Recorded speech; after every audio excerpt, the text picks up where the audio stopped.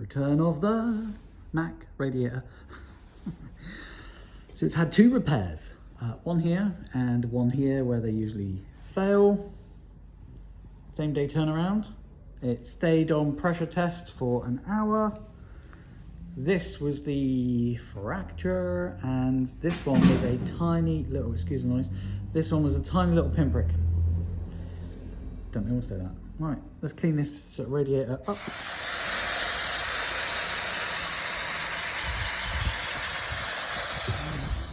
There's my brush.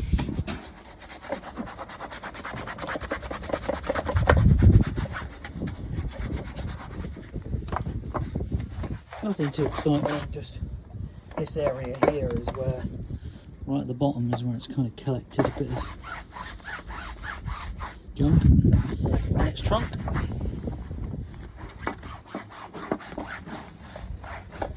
And here's the radiator guard from R&G. And you can see right at the bottom there, where the pad is, it's collected all of its stuff.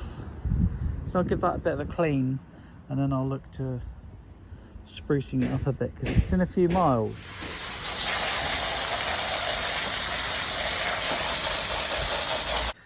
Other things I'm doing is I'm using paint stripper to strip the paint off of these two. Exciting times. So I took the clocks off of the motorcycle because this screen isn't displaying anything, and I just thought I'd take a look at its connections and clean them up a bit, I guess. See if that helps, but they are sealed, so there's no way in. That's a bit of a shame. Yeah, I'll give this all a good clean.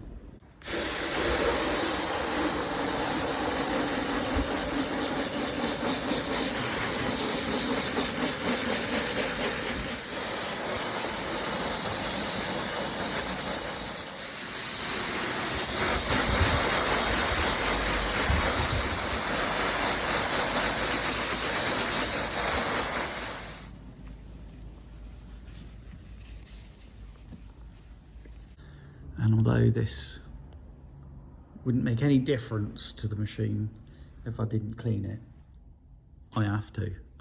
And at least I'll know the underside of the petrol tank is clean. Those are the joys of OCD. Well, it's not OCD, but is it? Oh, it might be. All right, it is.